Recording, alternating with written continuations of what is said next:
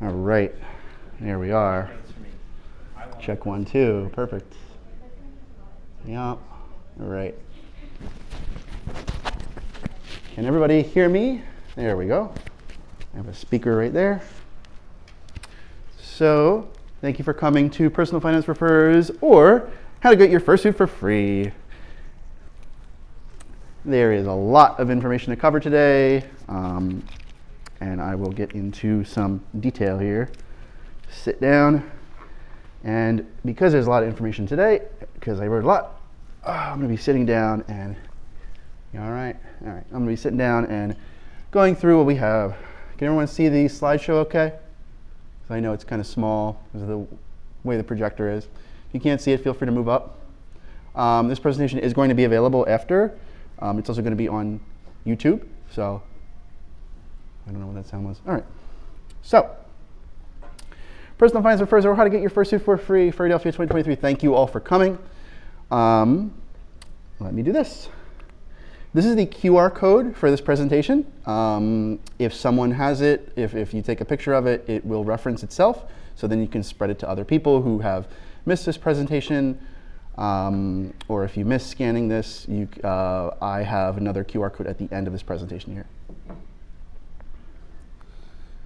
An advisory, so I am not a CFP, CFA, CPA, PFS, or a lawyer. Presentation should not be considered financial or legal advice because I'm neither of all those things. I strive to share accurate information, but please confirm any information received today with a trusted professional in these fields, as things will inevitably change, and they definitely do in the financial world. This presentation focuses on the U.S. financial institutions, terms, and taxes only. This panel is not geared towards business owners. That's actually in the other panel, room panel. This is what, panel 1? It's in panel 3, I think. Yeah. So, but they're welcome to attend. Panel is not sponsored by any financial entity, so I was not paid to talk about stuff. I just like informing others about information that could help others, because I want everyone to succeed. Presentation contains a kink fetish term, very briefly, and a news story focusing on an unfortunate suicide. Both for informational purposes only. Discretion is advised. That's what I have to say about that. So who am I? Hi, I'm Blind Wolf Fate. This is, hi, did you have a question? Oh, you're just saying hi. Yeah, just want to make sure. Hi, so I'm Blind Wolf Fate. This is my 4th panel at Furrydelphia this con. So been very busy, and I've been on staff. But if you come to all 4 of my presentations, thank you very much. If you haven't, that's fine too. It's all going to be on YouTube. I'm Cherry Hill, New Jersey native here, COVID-19 survivor. I had it in December 2022, would not recommend, definitely avoid that if possible. 3rd year going to FD, 2nd time staff for FD, for IT. Currently contractor in New York Life, and I am working on doing my best to balance saving and spending. That's very important. It's something that I'm constantly learning to do. It's tough. So you're not alone as far as this stuff goes. And this is the 1st year for this panel, so yay! Once again, I don't know how quickly I'll be able to go through everything, but we'll see what happens. I'm just glad that we have extra time, and then next year I can plan accordingly as far as time. So why Personal Finance first, or how to get your fursuit for free? Well, personal finance isn't taught in your standard K-12 curriculum or even college unless you sign up for it. I know I never signed up for a course about it in my college days. My K-12 days just wasn't offered. Stress about money can negatively affect your life and or relationships. Are you weighed down by student loans, right? Yeah, I know I was for a very long time. Not fun to be under that weight, right? That stress. How many furs have you seen open for emergency commissions or GoFundMe setups, right? So there are a lot of places to get information online or how to invest your money. I want to provide excuse me, trusted information and resources for all to give you some basic terms and to pique your interest to explore more on your own or seek professional guidance, avoid some misinformation or scams, and set you up for a happier and more fulfilling life. So one day you can get a fursuit for free, or go to more cons, or do whatever you'd like. So once again, right, you're looking to build that nest egg, as they say. Probably a familiar term to all the avians in the room. Let's move on here. So why 2 titles? Well, I know this isn't the most exciting of topics at a furry convention. I mean, maybe I thought it would attract more furs, right? How to get your fursuit for free is totally true. It is totally a true thing. I will show you at the end how to do that. And of course, if you're a fan of Rocky and Bullwinkle, I know when I was a kid, it aired on Nickelodeon for a while, like Saturday mornings. And on their episode title cards, there was always 2 titles, right? So that's that. So I figured that would be a fun throwback here. So money, right? As Pink Floyd says, get a good job with more pay and you'll be okay. That's totally true. So that's one of the lines up there I have. So on its own is neither a positive or a negative force. It's simply a tool to allow you to live your life the way you want. So it's nothing that you should stress over. It's nothing that you should obsess over. It's just a tool to allow you to live your life. Is normally provided to you in exchange for services rendered at a company, or rather to a company, aka a job. Hopefully everyone here has one of those. If not, you'll get one soon, I'm sure. You may be paid hourly or have a salary, so you're paid a fixed amount. Get that sweet overtime pay to a point. Just remember your physical and mental health, right? So if you're working 60-hour weeks for that overtime, might not be worth it, even though that money is very nice, right? There's only one of you in this world. Please take care of yourselves. It's not worth the money. You can get paid more elsewhere, I'm sure. So please just be aware of that. Just a reminder. Most people aren't keeping track of how much they earn, which is money coming in, versus how much they spend, which is money going out. This is actually pretty easy to do, but we'll get there in just a little bit. So where should you save your money? Of course, money you get goes into a reputable bank. Money should be stored in a reputable bank and not under a mattress, right? So if you take your cash, right, your cold hard cash, and you're stuffing it under a mattress or something, not what you want to do. You want to store it where people aren't going to physically steal it from you. When you want to store it in a bank, money your employer gives you, maybe in the form of cold hard cash.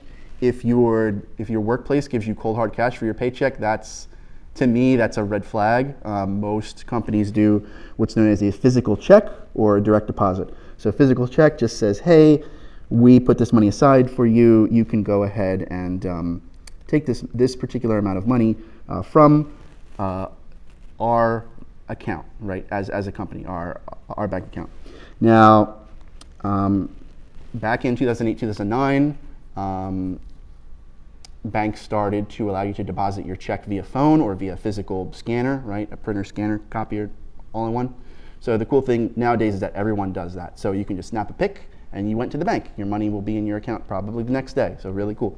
If you don't have that, or rather I should say, here, don't try to fool your employer and change the values on the checks to say, hey, my employer gave me $1 million for 2 weeks of work. That's not gonna work. You'll be fined, I'm assuming, and probably sent to jail and all that fun stuff. So you don't want that. That's a bad thing. Someone actually tried to do that to my parents this year. They stole a check that was going to a utility company, and they changed some numbers around. And mom got a phone call, fun stuff. So in any event, the other is direct deposit, also known as ACH or EFT. Don't confuse that with ETF. That's something completely different. But basically, they send you money right into your bank account from their bank. You don't get anything except a line item in your bank statement saying, hey, you got money in your bank account. You'll be like, oh man. So it's really cool because I have direct deposit, and on Fridays I can just wake up, be like, oh, I got paid money, yay. You get paid while you sleep. So good stuff. So direct deposit is of course the fastest out of all this, and please try to switch to that if they offer it. This saves you time, and you get your money faster compared to snapping a pic of the check. But what is a reputable bank? So once again, those of you who have scanned the QR code, please go back and read all the resources here. Throughout this slideshow, I have a ton of resources that are linked throughout the presentation. But basically, take a look at this article. I mentioned a bank that is FDIC insured, so if something happens to the bank, all your money is actually safe. You will get, your money is guaranteed basically by the government if it's FDIC insured. So 99% of the banks are FDIC insured. I haven't seen one that isn't, but I just want to point out there. Online only banks. So really, how often do you go into a physical bank, right? If you do, that's fine. If not, you may be able to get a better rate by using an online bank. So what bank do I use? I use Ally Bank. When setting up any bank account, you're going to be giving a routing number, which tells other banks what bank you're going to go into. So that number just means, hey, this bank is Ally, this bank is Chase, this bank is Bank of America, TD. Yeah, exactly, yep. Thank you for that info, that yes and. So that identifies that, and then the account number is actually the account that the money is going into. So if you have a checking account, that's going to have a different account number, savings account, different account number. So we'll get to that in a little bit. So when you set up a bank account, you'll be given the routing number and the account number. And normally when you set up direct deposit, they want either a voided check that shows at the bottom. We'll take a look at that in a minute. They'll either want a voided check that shows that routing number and account number, or they'll actually just ask you to enter that information online, which is really cool. I have some more information on banks later. What kind of bank accounts are there? So once again, I'll link back to that article. So there's checking and savings. I talked about that. Just want to make a quick note here. If you're in a checking account, watch out for account fees. So some bank accounts say, hey, you need to keep a minimum amount of money in your bank account, like $1,000, in order to avoid a fee. That's a hunk of junk. Don't do that. Switch banks. There's a lot of free, there are a lot of free checking accounts out there, different banks.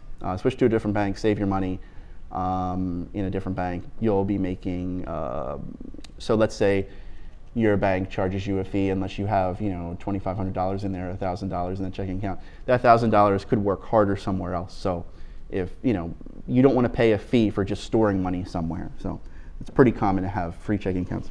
Savings accounts, just a gotcha here, you are limited to 6 outbound transfers from your savings account per month. That is per federal law.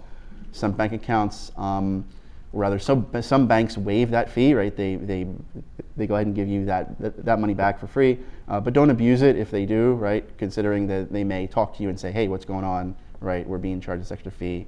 But yeah, this is a federal law, so this is something that all banks abide by for savings accounts. So if you do a lot of transfers per month, I would recommend doing a minimum amount from your savings as far as things going out from your savings account. One bulk transfer, let's say, per month. So that goes into your checking, and then you can spend in your checking as you need to, instead of doing every little purchase through your savings account, considering you only have 6. So just FYI. And savings accounts earn more interest than checking accounts. So both accounts earn interest, checking and savings, but savings is more. But basically it's free money from the bank that you get taxed by income. You'll get a form with tax time. Why are banks giving you free money? In short, it's to help other people. I have a link right there where you can read more about that. But you're not going to get rich from bank interest. You're going to get they'll give you like 4% or something if you're lucky. So you're definitely not going to get rich. Definitely not going to be buying that Fursuit for free with bank interest, where else everyone would be doing it, including me, right? So, but don't go chasing that interest, right? Just get one that's good enough and stick with it. It's not worth switching banks, all that hassle with new account numbers and all that. Use the bank that fits your needs best, so do your research, right? Here's a quick look at a check. If you've never seen a check before or never filled one out, the reason why I brought this up is because I think I was in 3rd grade when they taught us how to, so I'm 37, by the way. I was in 3rd grade when they taught us about checks, and I don't know if they teach that in schools today, so I figured, hey, I'll show you guys. So basically, you'll see the routing, account number, and check number down there. The check number is also at the top. If it comes from your employer, they'll put in your name, how much money they are going to give you, and they will sign, and then you're just going to sign the back. So nice and easy. If you're going to write a check to someone, you're going to put all that information in, but you're going to sign the check on the front and say, hey, I'm going to give Joe Furry the money, right? Joe Schmo the money. So anyway, hope this is helpful. So I'll move on here. A bit more about checking accounts. So debit card. So your checking account will come with a debit card. Same thing as a credit card. That debit card is linked to your checking account. So basically it's like handing someone cash in the dealer's den. Instead of carrying all those bills around that people can steal, you just go and carry your card. But of course you got to be careful because it's linked right to your checking account, all your money, right? So you have to be sure that you keep that safe. But it's very convenient. You carry one card and you're done. Or nowadays tap and pay, things like that. Could you hold your question till the end? Is that okay? Is that all right? Okay. Thank you. Yeah, so we talked about that. Debit cards can be used online, just like credit cards, but the money is taken out right away. So we'll talk about credit cards in a little bit. Just like handing someone cash, be aware this it takes it out right away, so there's no buffer like it is with a credit card. So once it's out of there, it's out of there. So please be careful with it. If you have issues, call your bank immediately. Fun fact, my pop-up, so Dad's dad, never had a checking account. He paid for cash by everything. I only learned that recently. Truly a different man from a different time. He lived until he was 86, so thanks, pop-up. So we were talking about budgeting before, right? So we know where money goes, right? It goes into a bank.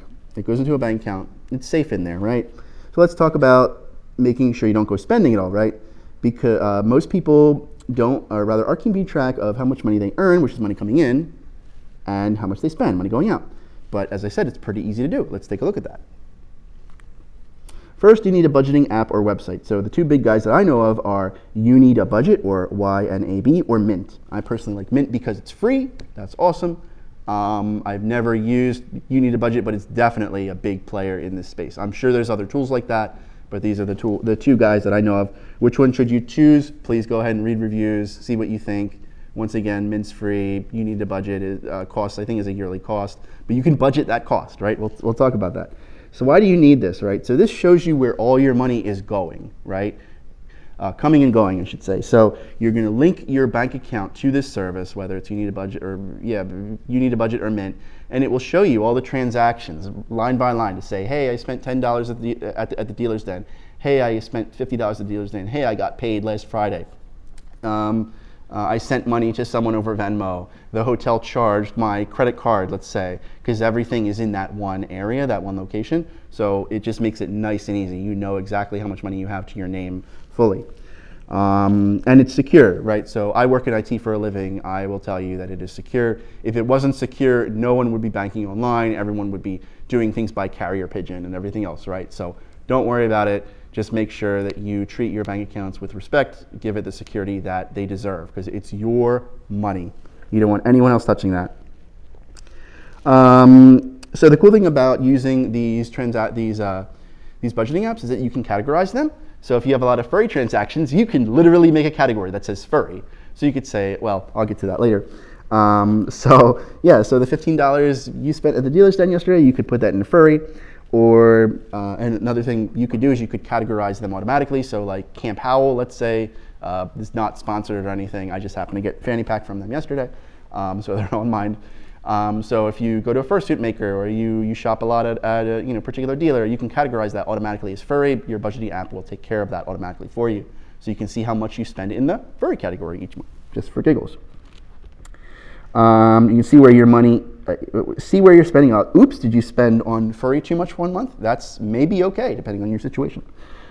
See when upcoming bills are due. So this is a feature that I know Mint offers, not sure about You Need a Budget, but just want to throw that out there.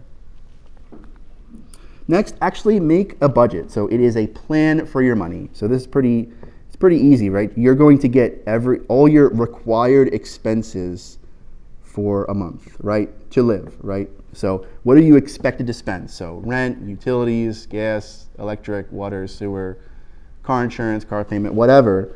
All these things I list. Oh yeah, food's important. Food and water, yeah, those are good. Cell phone, HOA fees, everything else. So you go and you budget all that, and you say, okay, this is what my normal monthly expenses are to live the life I want to live for the bare minimum, right? If you had no fun in your life, and you said, what is the bare minimum to live? This is how much I'm going to spend every month. And you say, okay, I'm going to take that information and I'm going to put that in categories. So car stuff goes under car, phone goes under phone, mortgage and rent payment goes under home, utilities, what have you. So you make those categories.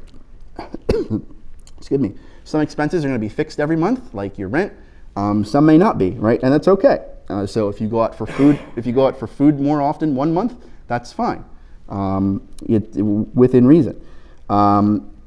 If you're not sure, you can make an educated guess, right? So you can go through previous months, previous month's expenses and do a guesstimate, right? And guess how high your food budget, let's say, will be. And you can plan for that. And then, so then if you spend less one month than you thought, like let's say your food budget, I don't know, is like $500, and let's say you spend like $300. It's like, oh, okay, so next month you can technically spend an extra $200 on food. So now you can spend $500, or rather $700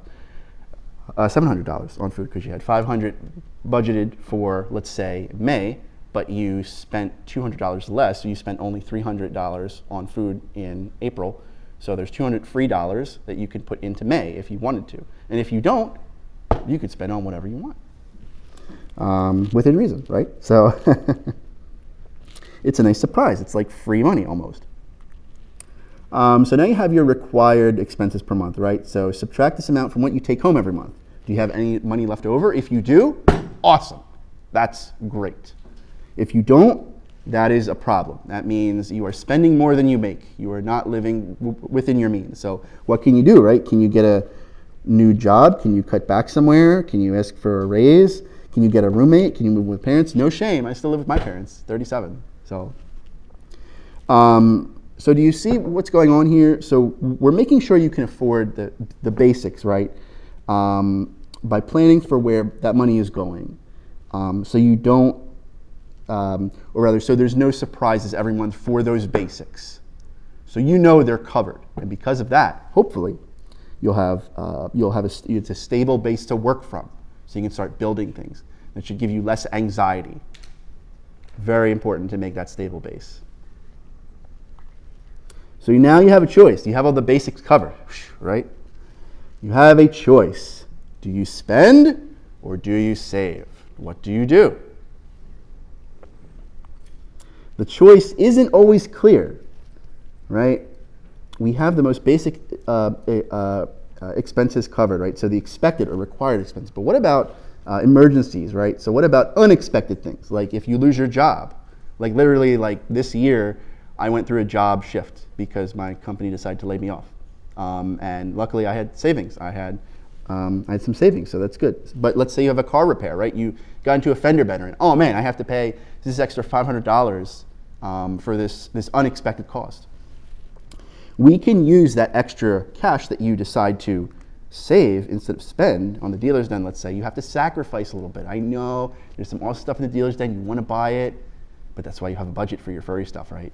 So you could save that extra cash and build an emergency fund so that when you have that unexpected expense, it shields you, right? It protects you because you've already, or I should say, you can use a separate savings account just for your emergency fund if you'd like, but basically, once you set that money aside or start setting that money aside for an emergency fund, it will prevent that disruption, right? So think about your money coming in, right? It's assigned to all of your required expenses, and you know that happens every month. So now you have this buffer, this shield, this emergency fund.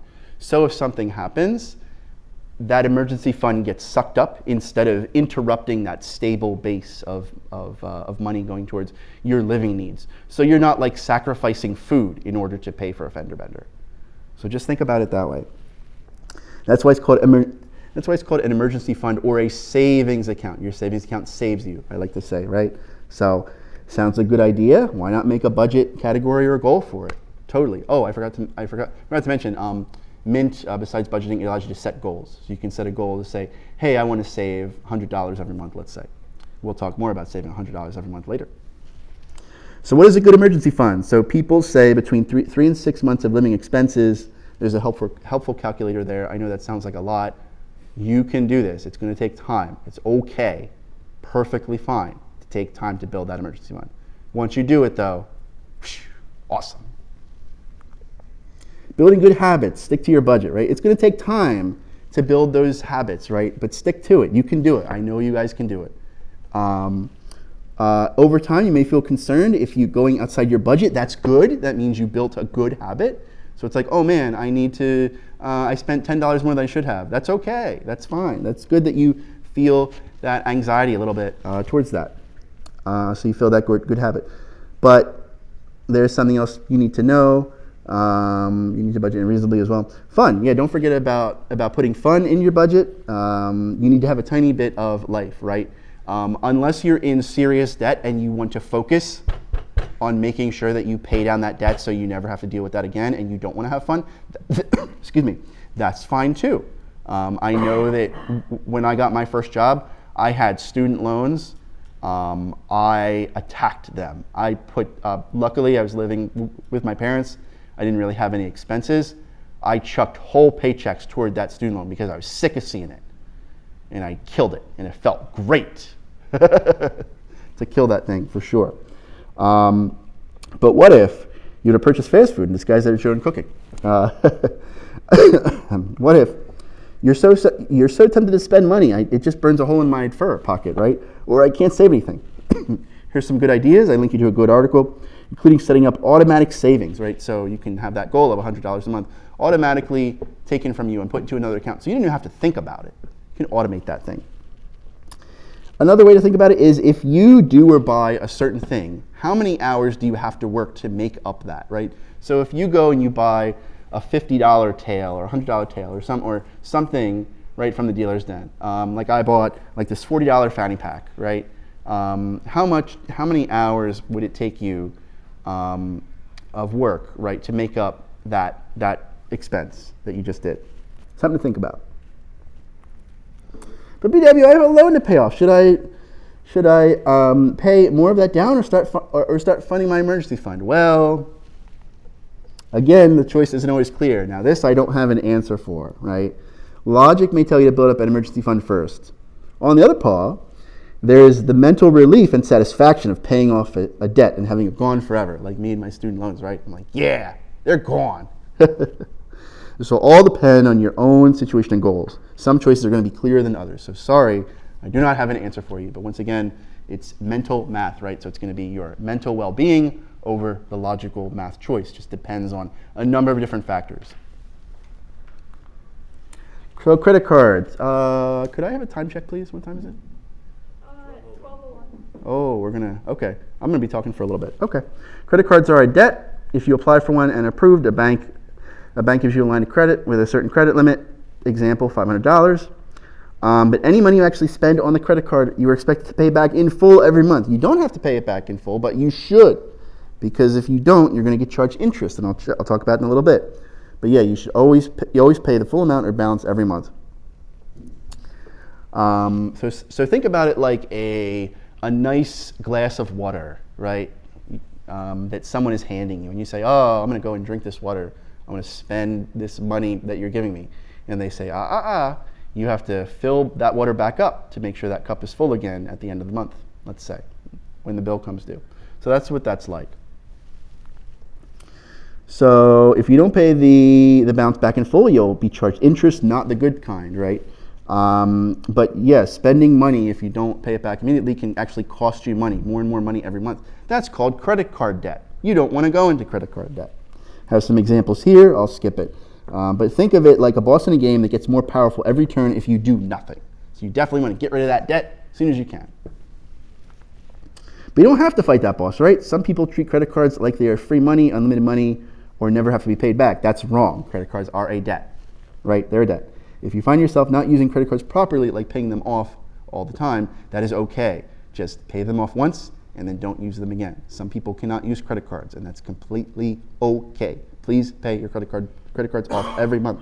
You do not want to give companies free money that you didn't have to give them. You could save that money and put it towards your emergency fund or whatever. Maybe towards a new Fursuit.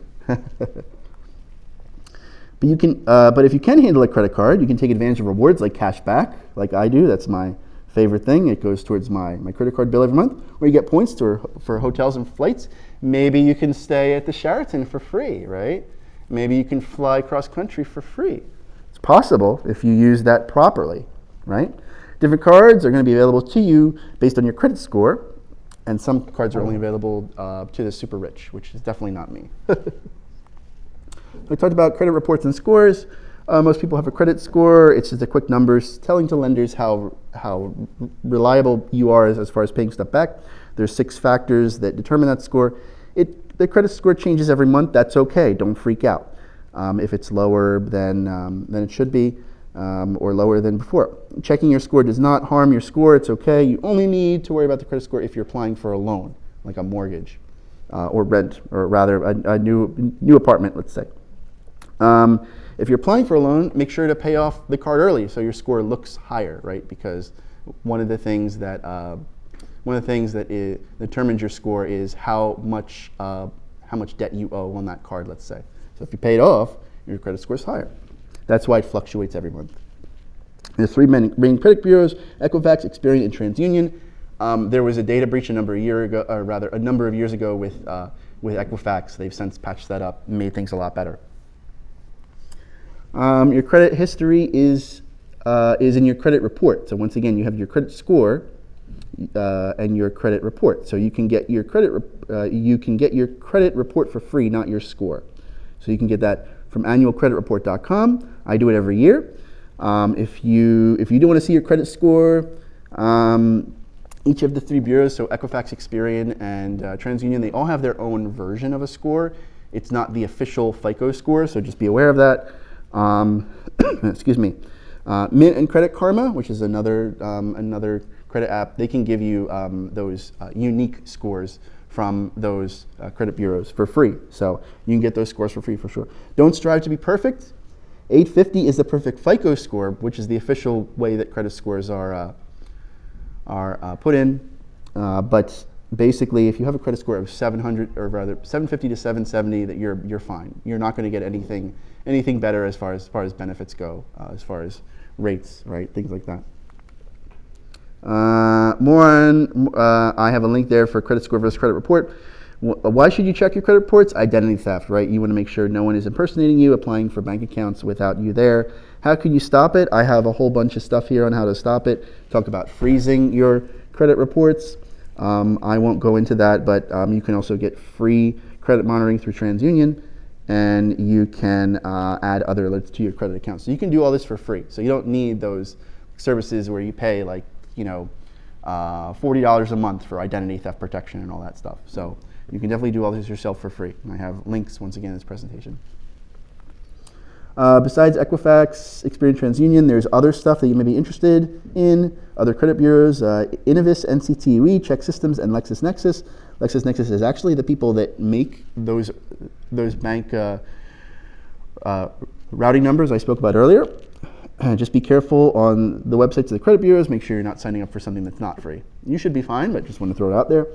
Some government sites, just want to throw this in here. You can lock your social security number, and you can make an account with the Social Security Administration. Just want to let you know so people aren't taking your social security number. To round out this section, what about pre-approved credit cards or insurance offers in the physical mail? You can stop those. You can use Opt-out Prescreen, which is a free website. You mail something in. No more credit card offers in the mail. Perfect. Less junk for you. There's another thing I'm throwing in here for DMA choice. You can take yourself off of even more physical junk mail stuff. Things will fall off your credit report after a time, both the good and bad, so just FYI. And reminder, the credit score is just a measurement of how good you are at paying back debt. It's not your whole financial life or picture. So now what? All right, time check, please. 12:07. Okay, perfect. We should be fine, yeah. We're probably going to run a little bit over, but there's nothing in here. So for those of you who need to go, I understand. For those of you who want to stay, thank you. Either way, so it's all good. All right, so you've got your basics covered and decent emergency fund, or working on it, and maybe take care of some credit card debt. Cool. Good job. Let's talk about important stuff. 401ks, IRAs, HSAs, and brokerage accounts. They're all related in some way, I promise you. So 401ks are offered by your employer at any job. You contribute money via a percentage of your paycheck. So let's say you give up 2% of your paycheck. It goes into that magical 401k account. There's two main flavors, traditional or Roth. Traditional, you don't pay taxes now, but you take it later when you have more gray fur, right? When you're a little bit older. Roth, you pay taxes now, and you can take it out whenever you want, and it grows tax-free. So very important. Common wisdom is to use Roth when you're younger, since taxes might be lower then, and the money grows tax-free, as I mentioned. When can you take money out? When you have more gray fur, as I mentioned. If your employer doesn't offer a Roth 401k, ask why. They may change their plans if more people ask for it. It's true. More about 401ks. Your employer may offer a match. It's free money. Your employer is giving you money for putting money in your 401k. Put money in your 401k to get that free money. It's free money. If I came to you and say, hey, here's $100, you would turn it down? Come on, your employer, bazillion-dollar company is going to give you free money. Get that free money. So for example, if your employer says, hey, if you contribute 4% of your paycheck, we'll match you. We'll give you that same amount. That 4%, we'll give you dollar for dollar. We'll give you that money. Take it. Some jobs may give you that free money without you contributing anything else at all. That's awesome if they do. Your employer's match doesn't count towards your yearly 401k maximum. So I'll talk about it in a little bit. Contribute enough money to get that match. As I said, free money. Any money you contribute to 401k, or I should say you contribute to 401k, is always yours. Okay? It's always going to be yours, no matter what. Any money your employer contributes to 401k, right, like that free match, might not always be yours. Sometimes you'll see something that says safe harbor match or vesting schedule. So basically, for a safe harbor match, money becomes yours right away, but or rather, the money that they give you for free, if they offer it, that may be done once a month, let's say, instead of immediate, like per paycheck. For other times, if there's not a safe harbor match, there may be a vesting schedule, right? So you may have to say, hey, if you work here, if you stay here for a year, there's this bucket with all the money that we want to give you for matching. You now own 10% of that. And then after 2 years, you own 20%.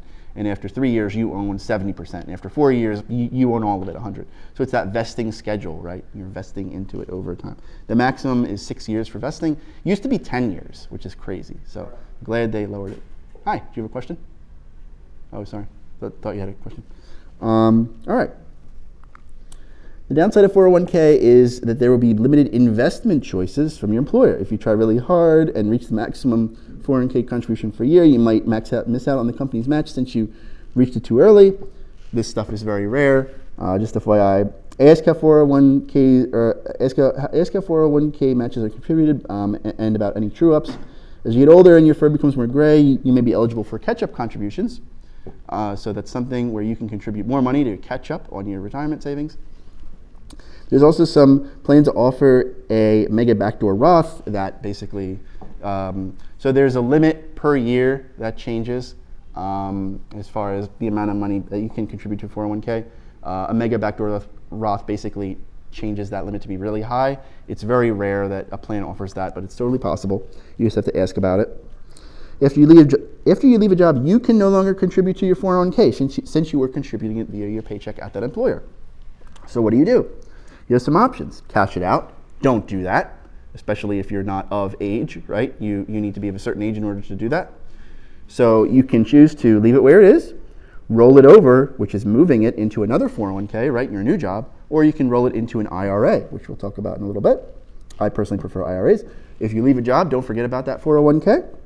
But if you have 2 more jobs in a year, can you contribute even more than the yearly 401k max to a 401k? Nope. Make sure you talk to your employer about that, basically, unless or else you're going to have tax issues. All that stuff is on your W-2 from your employer on tax time. IRAs, individual retirement accounts. Yes, just like 401ks. I'm sorry. Yes, you can have both a 401k and IRA. That's a common myth that you can't have that. You totally can. I have that stuff. You could open it. It's free. Just like 401ks, they have traditional and Roth. Just like that, they have yearly changing limits on how much money you can contribute. Allows for catch-up contributions, just like 401ks. Can't have money taken out until you have more gray fur, but there are some exceptions, such as you buying your first home, for example, your first den, if you will. But it's always better to keep it in there if possible. So if you can't touch it, or rather if you can, or rather if you have the choice to not touch it, don't touch it. Let it build and grow in there. Totally will help you out and keep going. Even though it has a lot of similar things to 401k, IRAs offer some they differ in some key areas. They allow you to invest into different things than a 401k would. If using an IRA is different in that it has yearly Changing income limits. Yeah, so if you make too much money, you can't contribute to a Roth IRA. You can contribute to a traditional IRA, but not that Roth. You can use what's known as a backdoor Roth IRA to still contribute to a Roth IRA if you make too much money. But that's you need to make like a lot of money per year in order to not be able to contribute to a Roth. There's many other benefits to an IRA. I'm not going to cover that here. You'll get a different form at tax time. Go ahead and explore IRAs if you're interested. Third thing, most powerful account is your 401k. So why is it powerful? We'll talk about that. HSA is a health savings account. Yes, just like an IRA and 401k, you can have a 401k, IRA, and HSA all at the same time.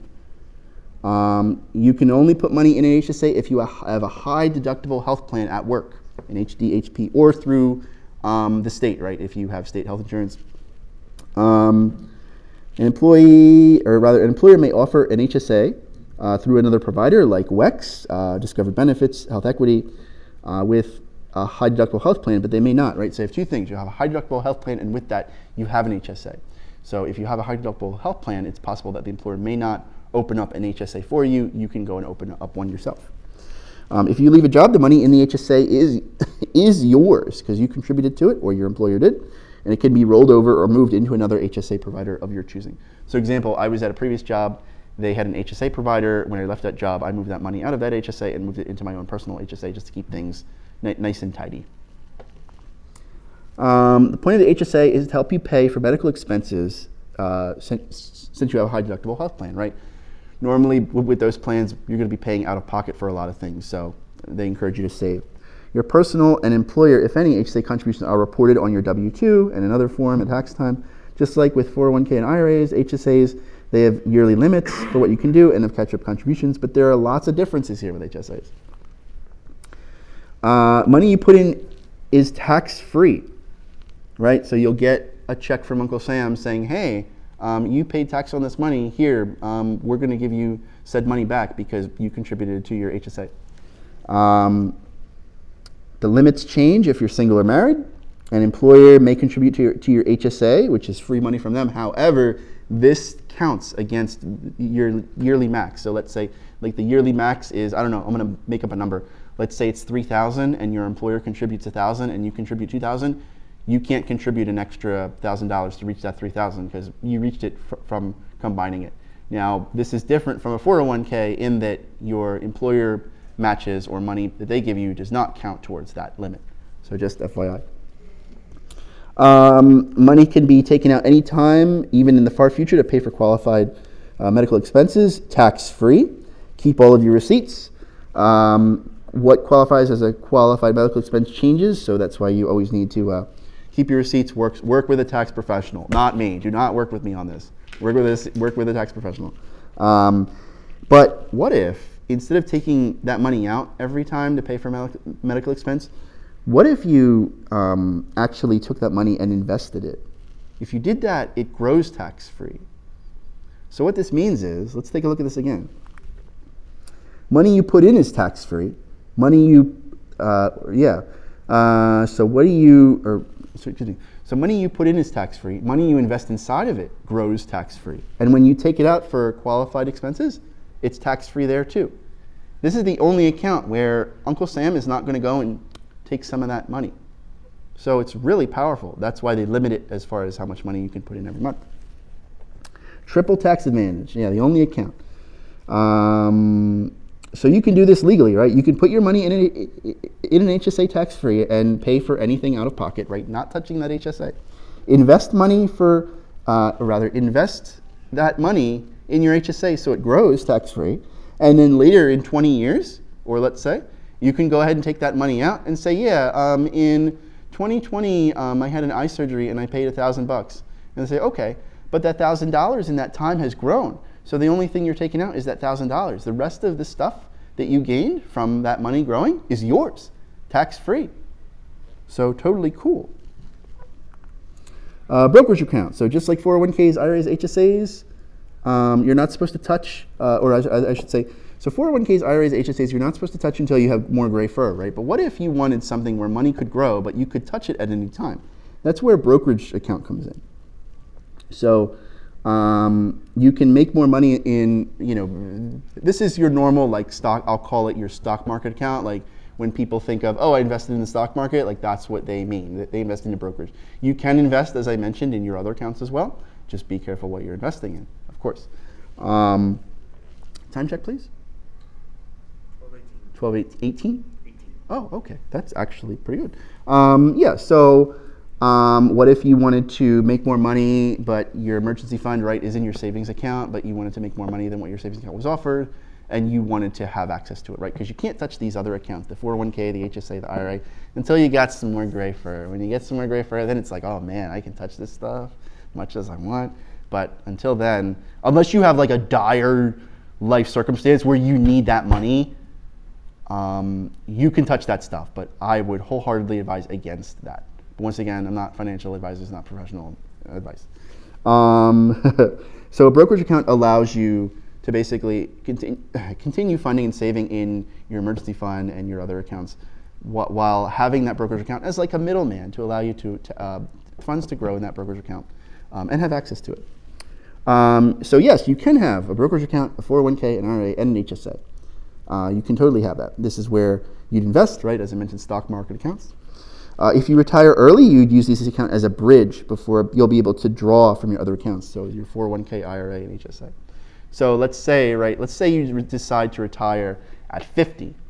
You got some more gray fur. You're like, oh man, I've done a great job saving. I'm going to retire. But wait, I have all my money in the emergency fund, and it's in the IRA, HSA, and 401k. I can't touch that until I think like one of them is like 59 and a half. So I got 9 years. Like, where's my money going to come from? Because I'm retired now, right? I'm going to use the money I saved in my brokerage account, right? So just an idea. So that's why it's called a bridge account, to allow you to live if you do retire early without touching that money early in those 3 accounts. Because if you do touch it early, you get taxed by Uncle Sam. So you're going to get a 1099 at tax time if you invest in a brokerage account. I keep using an important word here, though. Saving, so saving versus investing versus gambling, right? So saving is just that, saving money. Investing is doing your research and putting money towards companies that you believe in, such as align with your morals or values, such as clean energy, right? We got to take care of our earth here, or align with your goals, financial goals. Some people, want to get rich quick. We'll talk about that in a little bit. But gambling is going on gut feelings or hype. Sometimes you'll see online, or rather I should say, it's like going to Vegas and putting it all on red or black, right? You'll see people say, oh, it's a sure thing, a hot tip. It's going to rise 200 times in value, to the moon, diamond hands or paws. A woo is going way past $350 a share, right? A woo is going to go skyrocket, right? So, that's gambling, right? People are just saying hype, hype, hype, Something to consider is that maybe they invested in a woo, let's say. So they have investments. So in a woo. So if they have investments and they tell you to invest, then the value of what they invested goes up. So they make money from telling you to go invest in something that they invested in. That's why you'll see people say, hey, full disclosure, I own X shares in this company. So just FYI. An image, some guy giving you a hot tip. So we have Bullwinkle here talking to Rocky. There's a video here on are you investing or gambling? Feel free to take a look at that. Remember I said this, that all of these things are related, right? 401ks, IRAs, HSAs, brokerage accounts, they all are related in some way, I promise, right? I said that line.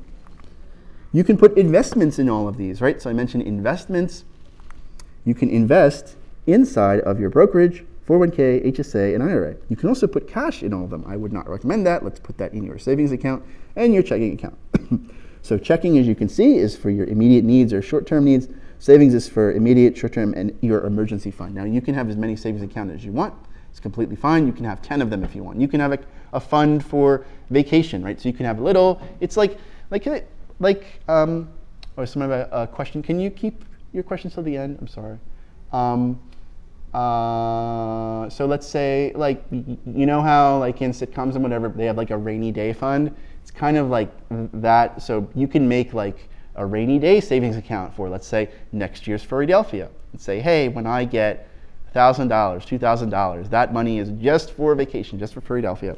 You can do that in another savings account if you want. Some people can just use one savings account. Whatever, it's up to you. But once again, I put brokerage, 401k, IRA, and HSA in gold because that's where your stuff goes. So brokerage, once again, is your middle of the road. So you can take from that. There's going to be some taxes, but definitely not being taxed by Uncle Sam as much as you would if you took stuff out early from those other three, the 401k, IRA, HSA. That's for your long-term growth, 20 to 30 years from now. You have so many questions. So researching companies is confusing. What should I invest in? The best thing to start out with, waffles, of course, invest in waffles. S&P 500 is always a good thing, as well as a target date or retirement fund. So normally for target dates or retirement fund, with that, normally as your fur gets more gray, your investments in that fund switch from something more risky to something less risky. So that's normally a good idea. Should you invest the same thing in every account, such as your IRA, HSA, brokerage, and 401k, IRA, HSA, and brokerage? No, you should not. Ideally, you should invest different things in different accounts. That is something I need to talk to someone about for me, because I kind of don't have that myself. So that's something I need to talk to a financial professional about, because once again, I'm not a financial professional. I'm just a wolf who reads things.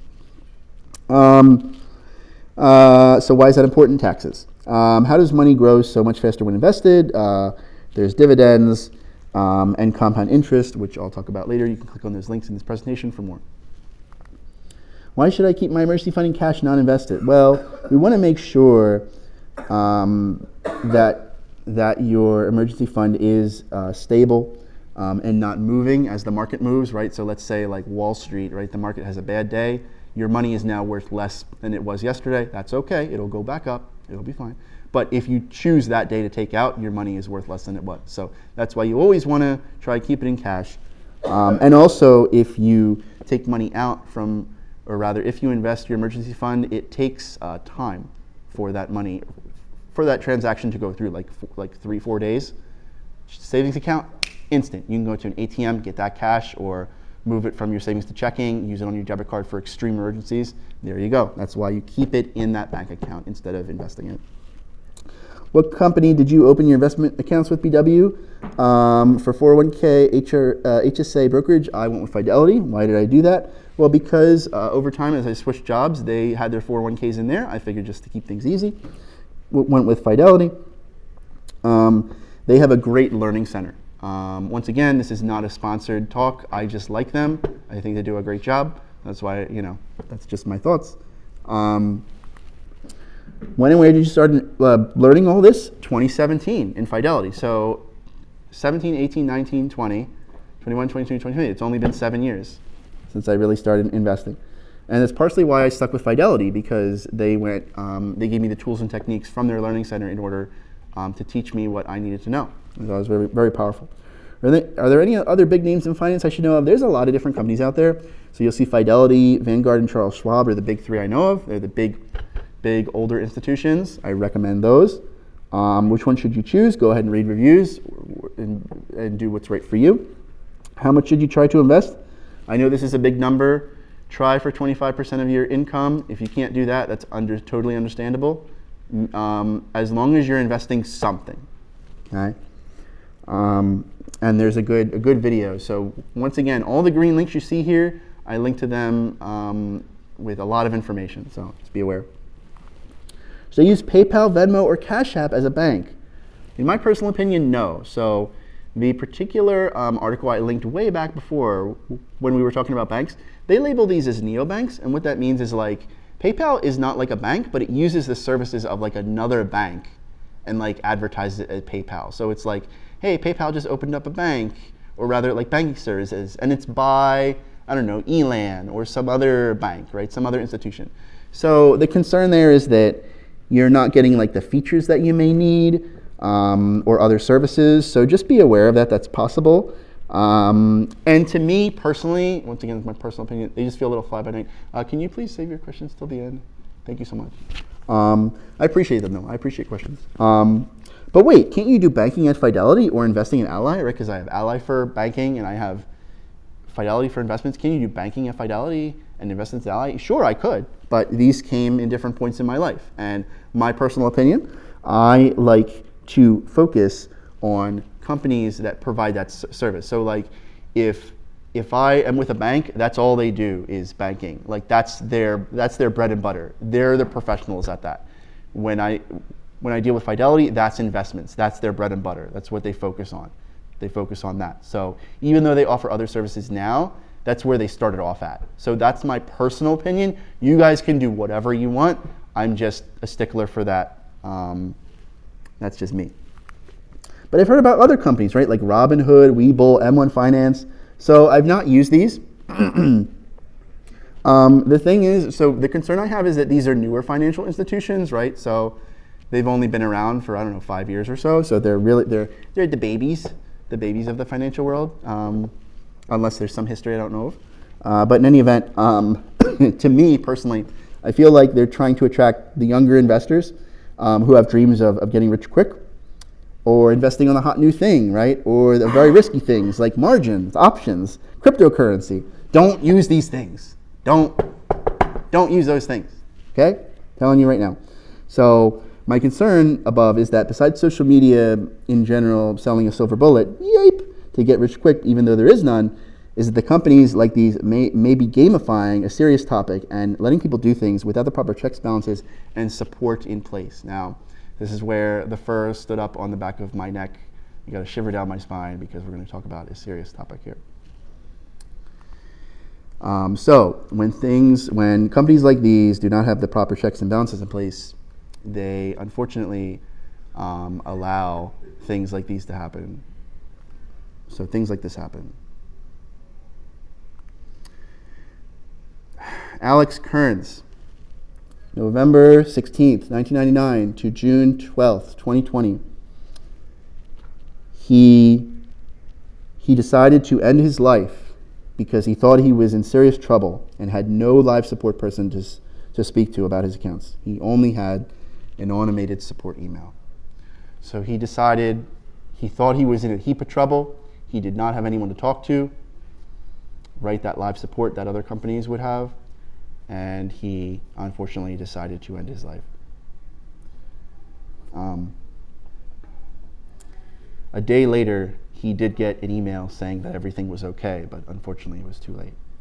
So this is why I am so adamant that, I think that you should bank, or rather invest with established companies that have support. Now, granted, the company that he did invest in, or rather do business with, has changed their policies. They were actually sued by the parents, rightfully so. Parents won, I believe, rightfully so. But still, that's very wary, right? We need to make sure that this is your money, you're keeping it safe, you're doing the right thing with it. Please make sure you understand what you're doing fully before you do it when investing. I will say that I mentioned earlier S&P 500 and target date retirement funds. You can't go wrong with those. Like even the super duper financial professionals recommend those, so I'm happy to recommend them to you guys. But once again, this is not recommended. This is not financial advice. In a way, the money you're investing is trading working time for free time, right? So when you work, you spend your time and you make money. You're sacrificing the money that you could spend now for a better tomorrow, right? 20, 30 years down the line. So that you want to make sure that you're investing that money in the right ways, so that when you go and you take it out and you have all that free time when you're not working, because you have all this money now and free time, that you're investing in the right way, you're taking care of it. So please don't play with fire and invest in things like, as I said, margin options, cryptocurrency, things like that. There's no silver bullet to getting rich quick. How many times have you seen this online? I make $100,000 a month for my four side hustles and 6 income streams, and I only work 2 hours a week. Amazing. You totally see that, right? Like before videos on YouTube, it's like, oh, bro, you got to get in this drop shipping thing. I work 2 hours and I make a month. So the old adage rings true. If it sounds too good to be true, it probably is. The passive income, the passive income scam. So here's some good videos. That first one especially is really good. Please save your questions till the end. Thank you so much. I know you have a lot of questions or comments. It's all good. Don't let others and social media tell you are wasting your life at a 9 to 5. Who are you competing against, right? Social media, who cares? They can go away. You don't have to look at them and their rich cars, right? Or their fancy cars. Consider, right, that if you buy a fancy car, you spent all that money on a car, on an object. It's not growing for you. It's just sitting there being a shiny object. But yes, I know fursuits are important, so that's a different thing. There will always be a bigger fish, right? So no matter how much you feel that you are rich, there's always going to be a bigger fish that's rich than you, right? Bigger animal, someone who is born into wealth, let's say. It's okay. Don't worry about them. You're living your life. Who are you competing against? Time check, please. 12:34. Okay, so not bad. I'm gonna go over a little bit, but not bad. For those of you who are staying, thank you so much. For those of you who are going, I understand. Finding your net worth. So if you take all the assets, things you own, which you can put into your budgeting app, like your house car, etc. You look at cash, squeakers, stocks, bonds, super fancy watches, which I don't have. You can put all those into your apps and subtract your debts, what you owe, such as your credit card debt, or car payment, mortgage, etc. You'll have your basic net worth, right? So what you have versus what you owe, that's how much you are is in the positive or negative for what you're worth. But once again, that's just a number. You're more than just a number, right? So don't get fixated on that. 2 good videos on net worth right there. Your budgeting app can help you get that since everything's all in one place for your net worth. Take care of yourself. Be aware of financial abuse by other family members or loved ones, right? Make sure you're taking care of yourself. Make sure that people aren't taking money from you. Very important. Make sure they're not getting like part of your paychecks, unless it's like real rent money that you're paying someone, things like that. There are lots of tech, gift card, or fake refund scams out there, especially the fake refund things with email. Make sure you know like what you're buying. There's some really funny people trying to scam the scammers. There's some really good videos. Like they use like voice changers to make themselves sound like a grandma, and they really scam the scammers. So it's really funny. So just a quick note, there's also a kink fetish known as Findom.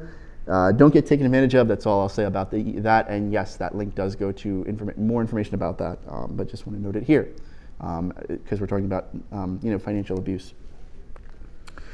Know your worth at work. Ask your coworkers how much they make. It's legal to ask your coworkers how much they make. Do it if you feel you're getting underpaid.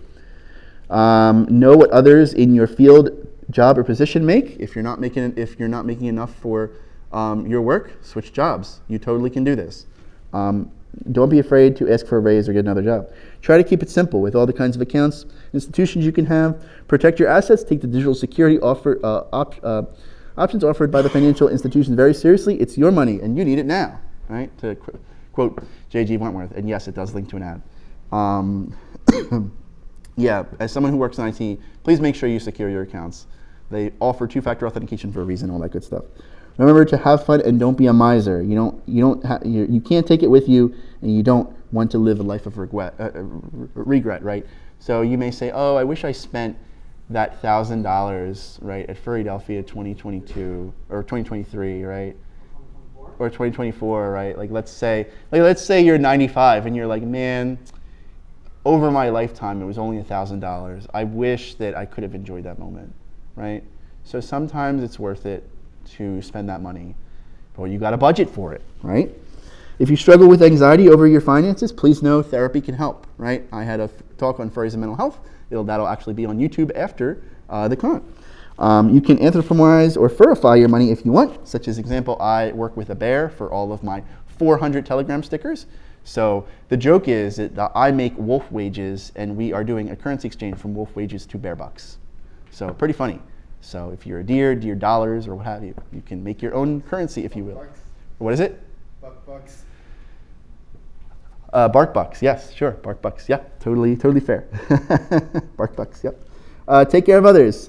Financial abuse applies to the seniors or elderly as well. It's a big deal considering they have amassed a lot of finances over their lifetime. Scammers, there's tech scammers, right? Those gift card scammers love to try to abuse the elderly. Please help them.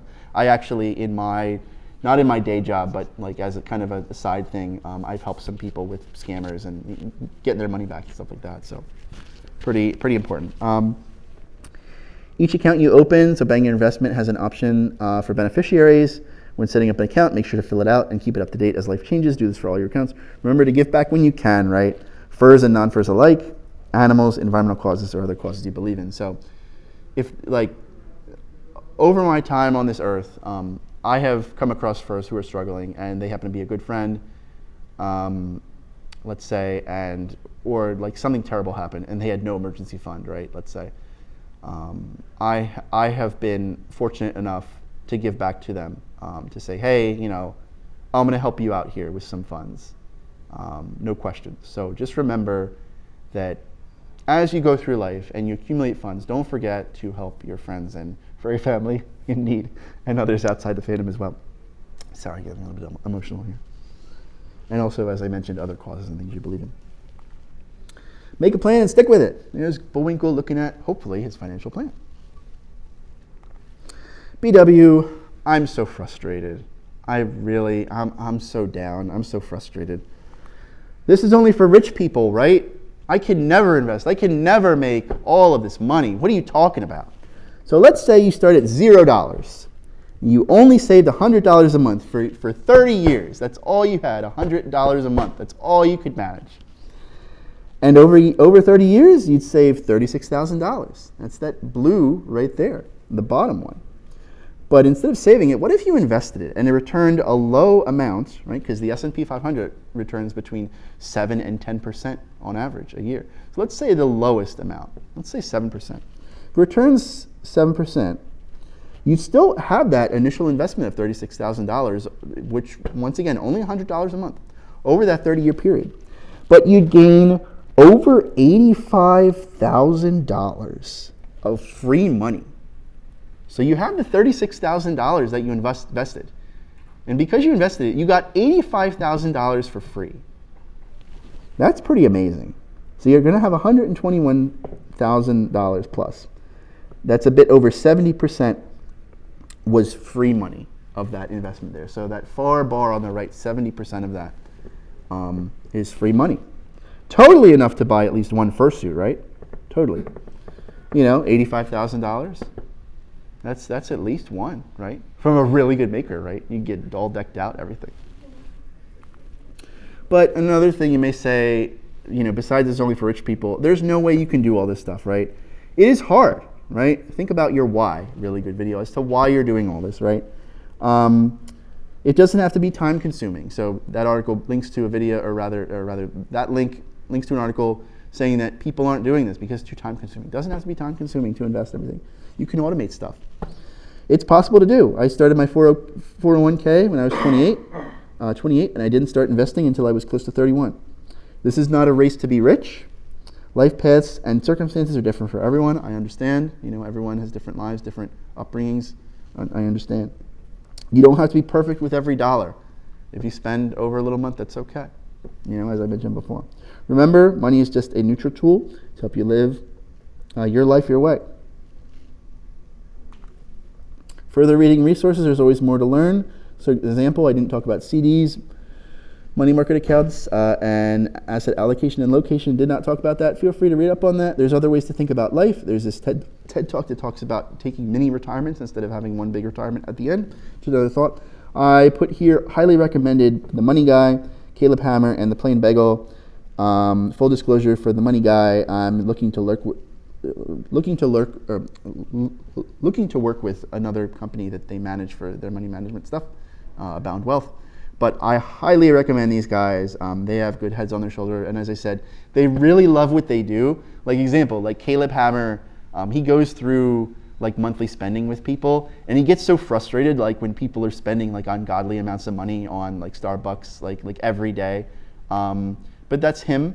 And he only gets mad at that because they have all this debt, right? So it's like, instead of paying off your debt, you're having Starbucks every day, and you're not really getting rid of that debt. So just an example. But I would recommend those two. Plain Bagel is good. Empower, I don't really use them anymore. Like I use them as like another thing for like Mint, you know, like a budgeting app, or like just to track your net worth. But they're starting to bug me. Like they're trying to like pitch me their products, and I'm like, not interested. Sorry. There's other things that you should be aware of as far as books and channels and things like that. Get Rich Slowly, I'll Teach You to Be Rich. Dave Ramsey. He's pretty old school. There's a really good video comparing The Money Guy to Dave Ramsey. I'd recommend you take a watch if you're interested in how they do things. Graham Stephan, Jaspreet Singh, Andre, Ja, or JKH, Beat the Bush, and some fun stuff. So CoffeeZilla, he does a lot of different internet sleuthing, including scammers, right? You know, like the Bitcoin scammers, he tries to find things like that. And then Kit Boga is the scammer, or rather, the person who is scamming the scammers with like the voice changers and stuff. He was the funny guy I linked before. So what did we learn today? What money is and where it should be stored, account types, and debit cards. Budgeting and sticking with it. Building good habits, emergency funds, credit cards, credit scores, credit reports, protecting yourself. 401ks, IRAs, HRAs, brokerage accounts, and the basics of each. Saving, investing versus gambling. A lot of the questions were asked and answered. Get rich quick doesn't exist. Take care of yourself and others. You can do you can do this, and you're valid. If you want to keep in touch, I'm just a howl away on social media.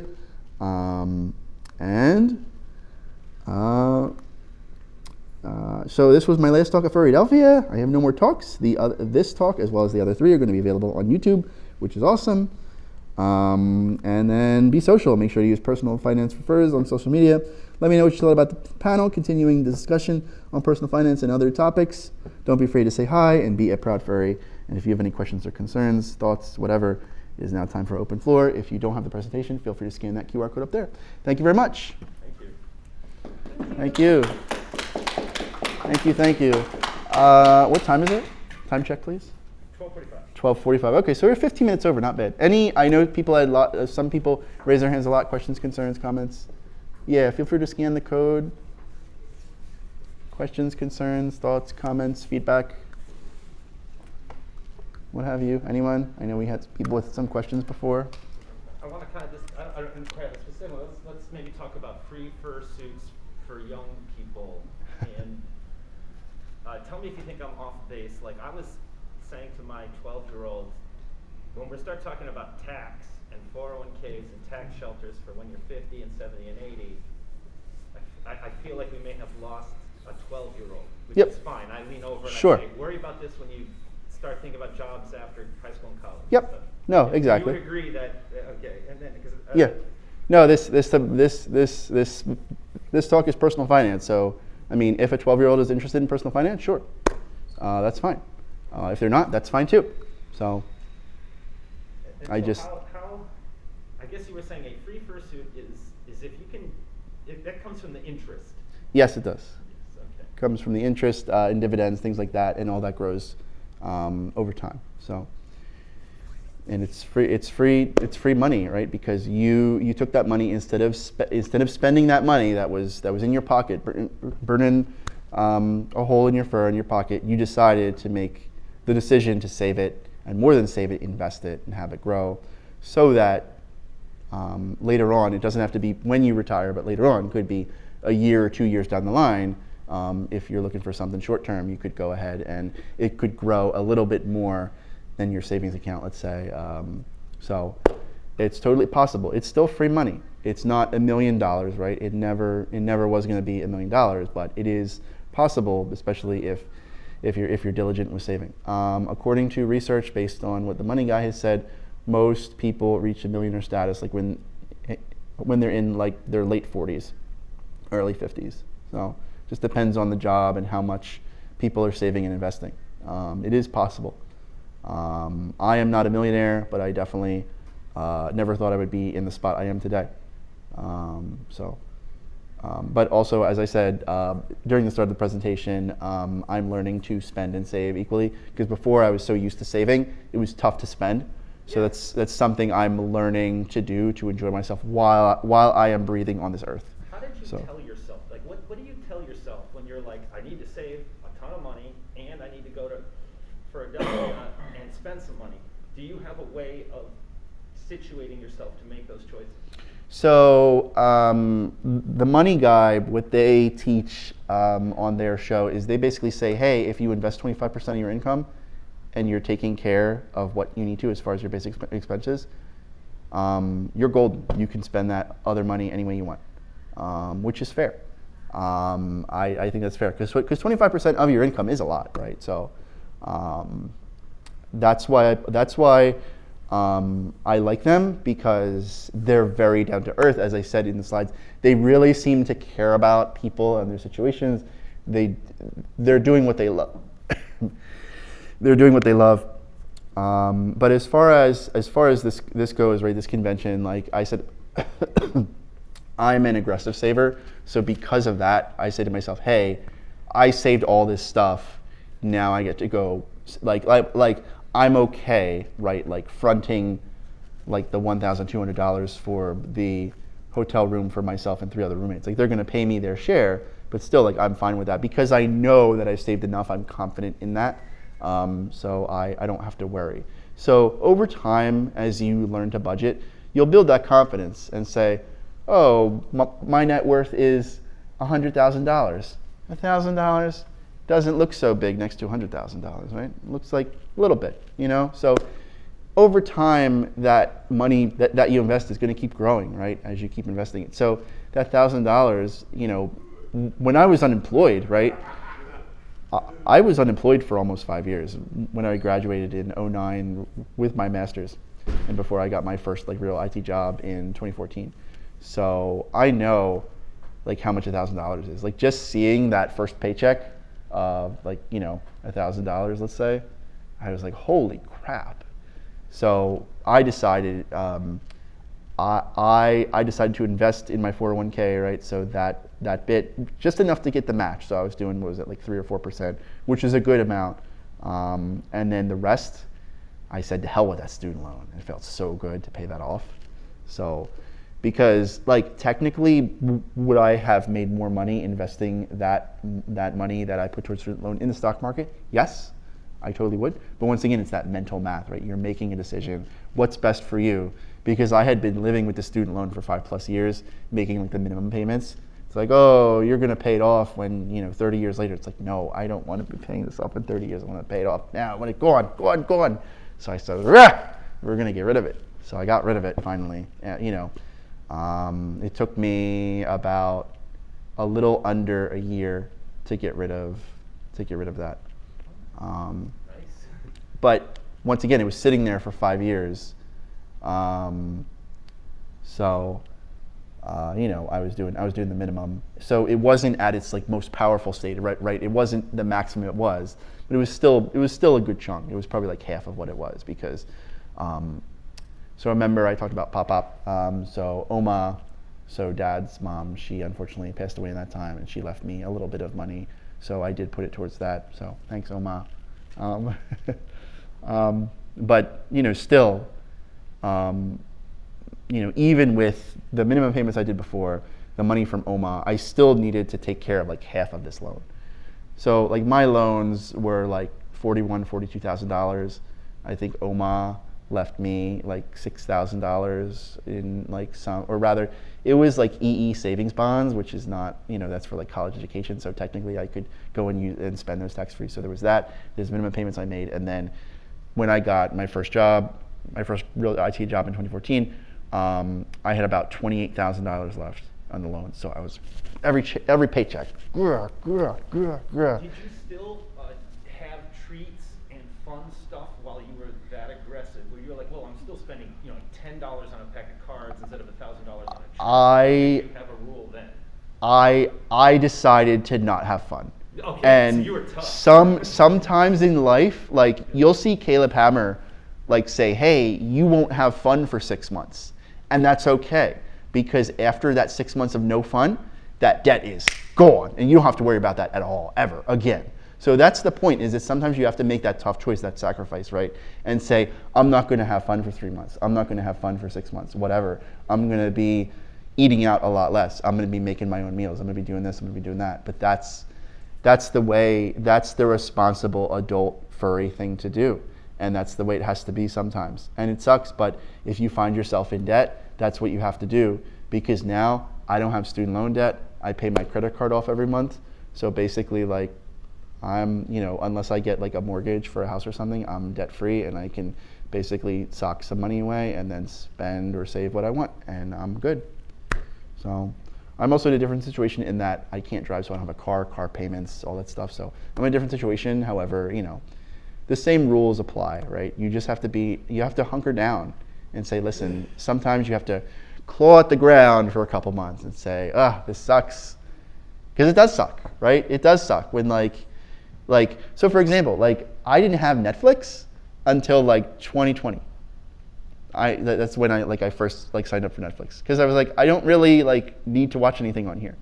So it's like, okay, $15 a month over a year, $150 a year plus 2 months. So yeah, $180 a year.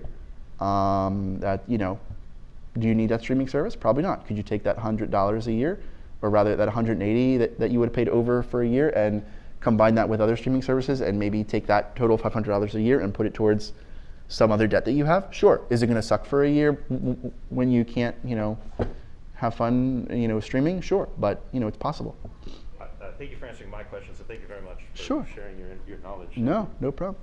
Any other questions, thoughts, comments, concerns? You got some? No, I know you had a couple questions over there, right here. You had some questions before. Okay. Anything else? Well, if there's nothing else, thank you very much. Have a great day. Be safe. Thank you so much. Thank you. Sorry for going over, guys. Thank you for staying. Thank you so much.